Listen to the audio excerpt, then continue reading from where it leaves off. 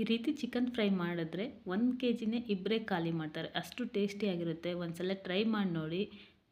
ಅನ್ನ ಚಪಾತಿ ಜೊತೆ ಸೈಡ್ ಡಿಶ್ಗಾದರೂ ಪರವಾಗಿಲ್ಲ, ಅಥವಾ ಗ್ರೇವಿ ರೀತಿ ನಾವು ಬಳಸ್ಕೊತೀರಿ ಅಂದರೆ ದೋಸೆ, ಚಪಾತಿ, ಇವನ್ ಮುದ್ದೆಗೂ ಒಳ್ಳೆ ಕಾಂಬಿನೇಷನ್ ಅಂತ ಹೇಳ್ಬಹುದು. ಇಲ್ಲಿ ನಾನು 1 ಕೆ ಜಿ ಆಗೋಷ್ಟು ಚಿಕನ್ ತೊಗೊಂಡಿದ್ದೀನಿ. ಇದನ್ನ 2 ಬಾರಿ ಚೆನ್ನಾಗಿ ವಾಶ್ ಮಾಡಿ ಇಟ್ಕೊಂಡಿದ್ದೀನಿ.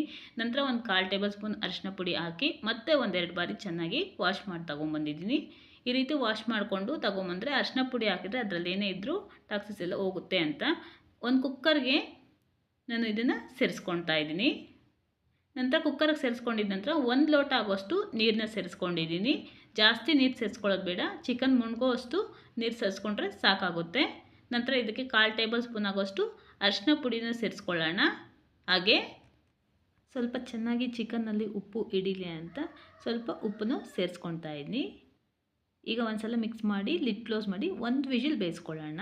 1 ವಿಷಿಲ್ ಬಂದರೆ ಸಾಕಾಗುತ್ತೆ. ಇದು ಮಸಾಲೆಗೆ ನಾನು ಇಲ್ಲಿ 3 ಈರುಳ್ಳಿ ಹಾಗೆ 2 ಟೊಮೆಟೊನ ಕಟ್ ಮಾಡಿ ಮಿಕ್ಸಿ ಜಾರಿಗೆ ಸೇರಿಸ್ಕೊಂಡು ನೀಟಾಗಿ ಗ್ರೈಂಡ್ ಮಾಡ್ಕೊತಾ ಇದ್ದೀನಿ. ತುಂಬ ಸ್ಮೂತಾಗಿರಬೇಕು ಪೇಸ್ಟ್. ಈ ರೀತಿ ಮಾಡ್ಕೊಳ್ಳೋಣ. ನಂತರ ನಾವು ಫ್ರೈ ಮಾಡ್ಕೊಳ್ಳೋದಕ್ಕೆ ಒಂದು ಪ್ಯಾನ್ಗೆ 2 ಟೇಬಲ್ ಸ್ಪೂನ್ ಆಗೋಷ್ಟು ಎಣ್ಣೆನ ಸೇರಿಸ್ಕೊಂಡಿದ್ದೀನಿ. ಎಣ್ಣೆ ಕಾದ ನಂತರ ಇದಕ್ಕೆ ಚಕ್ಕೆ, ಲವಂಗ ಹಾಗೆ ಸ್ಟಾರು, 1/4 ಟೇಬಲ್ ಸ್ಪೂನ್ ಆಗೋಷ್ಟು ಸೋಂಪು ಸೇರಿಸ್ಕೊಂಡಿದ್ದೀನಿ.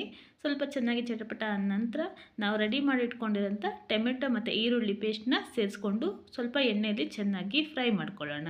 ಸ್ವಲ್ಪ ಹಸಿ ವಾಸನೆ ಹೋಗೋವರೆಗೂ ನಾವು ಫ್ರೈ ಮಾಡ್ಕೋಬೇಕಾಗುತ್ತೆ. ನಾವು ಇದನ್ನು ಎಷ್ಟು ಚೆನ್ನಾಗಿ ಎಣ್ಣೆಯಲ್ಲಿ ಫ್ರೈ ಮಾಡ್ಕೊತೀರೋ ಅಷ್ಟು ಟೇಸ್ಟಿಯಾಗಿ ಬರುತ್ತೆ.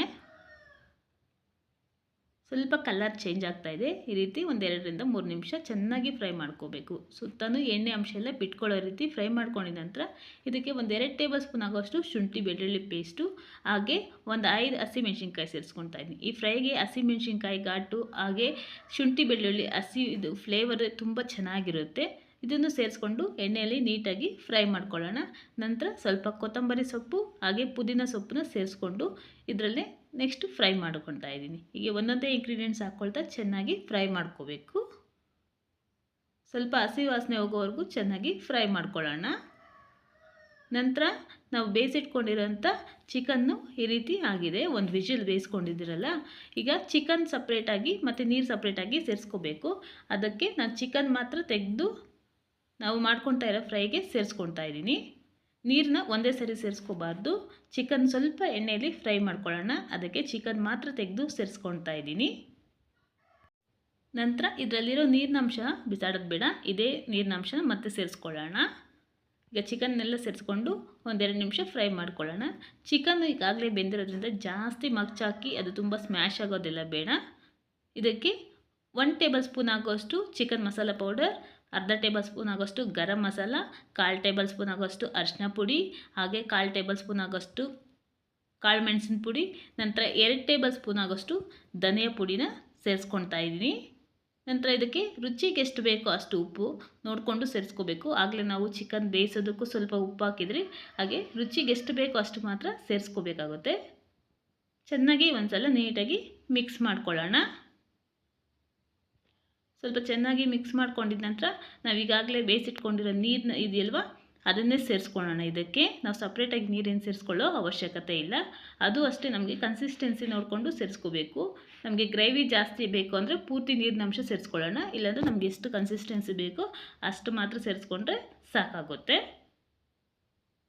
ನೀಟಾಗಿ ಮಿಕ್ಸ್ ಮಾಡಿ 1 2 ನಿಮಿಷ ಚೆನ್ನಾಗಿ ಕುದಿಸ್ಕೊಳ್ಳೋಣ. ಮಸಾಲೆ ಎಲ್ಲ ಚೆನ್ನಾಗಿ ಹಿಡಿಬೇಕು ಅಂತ 1 2 ನಿಮಿಷ ಕುದಿಸ್ಕೊಂಡ್ರೆ ಸಾಕು, ಅದು ಗಟ್ಟಿ ಆಗಿಬಿಡುತ್ತೆ. ಒಂದು ವೇಳೆ ನಾವು ಈ ರೀತಿ ಗ್ರೇವಿಗೆ ನೀರು ಸೇರಿಸ್ಕೊಳ್ಳೋದು ಬೇಡ, ಡ್ರೈ ಆಗೇ ಬೇಕು ಅಂದ್ರೂ ಅಷ್ಟೇ ಡ್ರೈ ಆಗೇ ಮಾಡ್ಕೋಬಹುದು. 1 2 ನಿಮಿಷ ಕುದಿಸಿದ ನಂತರ ಬೇಕಿದ್ದರೆ ಇದಕ್ಕೆ ಮೇಲೆ ನಿಂಬೆ ಹುಳಿನ ಸ್ವಲ್ಪ ಸೇರಿಸ್ಕೋಬಹುದು. ಈಗ ನೋಡಿ ಚೆನ್ನಾಗಿ ಕುದೀತಾ ಇದೆ. ಸ್ವಲ್ಪ 1 2 ನಿಮಿಷ ಆದ ನಂತರ ಗ್ರೇವಿ ಗಟ್ಟಿ ಆಗುತ್ತೆ. ಇಷ್ಟಾದರೆ ಸಾಕು, ದೋಸೆ ಚಪಾತಿ ಎಲ್ಲದಕ್ಕೂ ಗ್ರೇವಿ ಸರಿ ಹೋಗುತ್ತೆ. ನಂತರ ಇದನ್ನು ಒಂದು ಬೌಲ್ಗೆ ಟ್ರಾನ್ಸ್ಫರ್ ಮಾಡ್ಕೊಂಡಿದ್ದೀನಿ. ಗಾರ್ನಿಷಿಂಗ್ಗೆ ಮೇಲೆ ಸ್ವಲ್ಪ ಕೊತ್ತಂಬರಿನ ಸೇರಿಸ್ಕೊಂಡಿದ್ದೀನಿ. Thank you for watching.